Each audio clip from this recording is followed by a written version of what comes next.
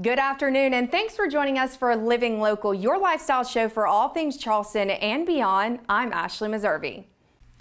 It's Medical Monday here at East Cooper Medical Center, and today we're taking a look at how two low-country plastic surgeons are treating a birth defect that, according to the Centers for Disease Control, impacts thousands of babies across the United States each and every year. Medical Monday, sponsored by East Cooper Medical Center. Joining us today, Dr. Klein here at East Cooper Medical Center. Thanks for having me today. Thank you. All right, so today we're talking about cleft lip and cleft palate. First of all, tell us what those are. What is cleft lip and cleft palate? Cleft lip is a birth anomaly where the lip doesn't completely fuse, and it's usually in this area here. It runs into the nostril. It can be on one side or the other side or both sides. Cleft palate is an anomaly where the palate, the roof of your mouth, doesn't fuse. And you can have isolated cleft lip or isolated cleft palate, or what we see very commonly, a cleft of the lip and a cleft of the palate occurring at the same time and running together. You know, I have to be honest, I thought that a lot of times this happened in like third world, countries but it's actually pretty prevalent here in the United States as well, right? Yeah, I think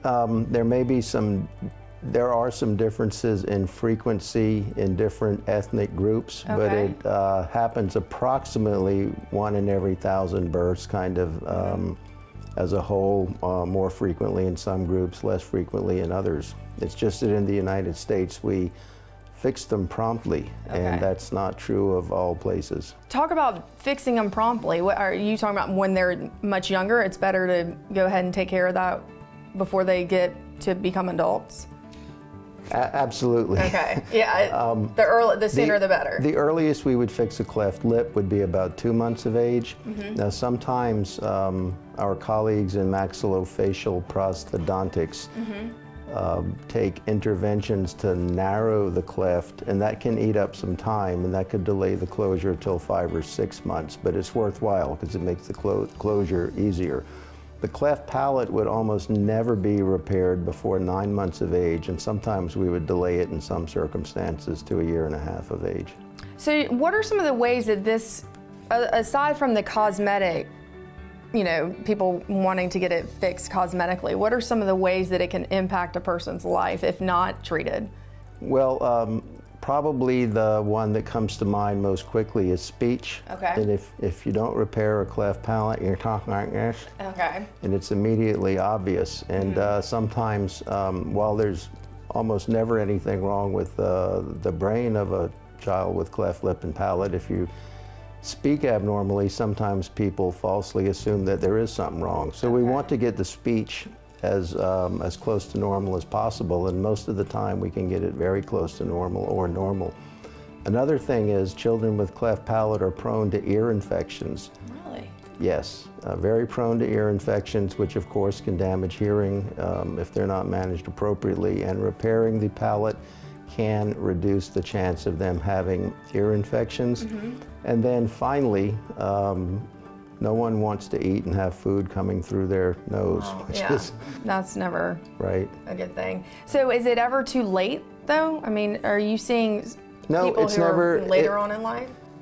Very, very rarely. Occasionally we'll see people from other countries who, for whatever reason, have ended up here and would like to get it fixed. And no, I don't think it's ever too late to fix it. But the timetable that I outlined is kind of the standard for the United States. Well, before we go, talk about some of the reasons why people get a cleft palate. What are some of the causes? There are a few things like exposures to different chemicals and things, but most of the time it's just something that comes out of the blue with no family history. Really? Yes. Now, if a parent has a cleft lip or they've had one child with a cleft lip or palate, yes, their risk of having another child with a cleft lip or palate is increased. Not as much as you might think, but most of the time it just comes out of the blue. And people understandably think, oh, I must have done something wrong, but they didn't. It just comes out of the blue. Okay, before we go, real quickly though, talk about your different approach than others when it comes to repairing these. This is kind of technical. Okay, so it might not be real quickly. Well, the standard cleft lip repair is called the rotation advancement repair. It was developed by Ralph Millard, who was a very, very famous plastic surgeon who died some years ago. And for a unilateral one-side cleft lip, the repair comes up and crosses this part of the lip and then goes around the nose. Okay. I was able to devise a repair which leaves the scar pretty much mimicking this ridge called the philtral ridge. It doesn't go anywhere else, and yet you do a complete muscle repair. And together with some colleagues, we published that a few years ago. That's incredible. It's a little bit difficult to do and it's hard to teach, so I don't expect it to catch on widely, but it can produce an extremely nice result.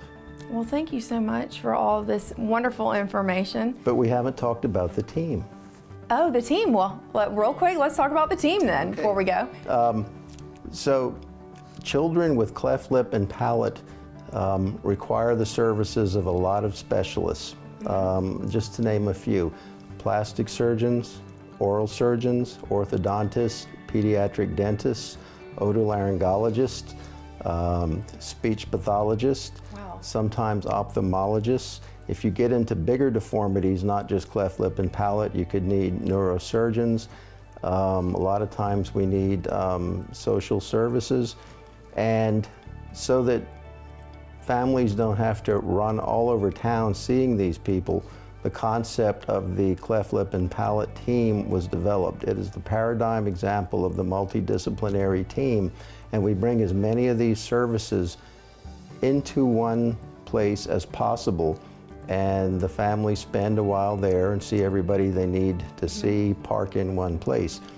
And there were a number of providers in the community who have served on cleft lip and palate teams in the past, and we started talking last year and said, you know, we really should put one at East Cooper Hospital. And it was very enthusiastic, and the administration was very supportive, so we have launched just this year the East Cooper Cleft Lip and Palate team. That's impressive, because I mean the communication, I bet, makes for a better result, correct? Right. All right, well, thanks again for having me, and for more information, go to eastcoopermedctr.com.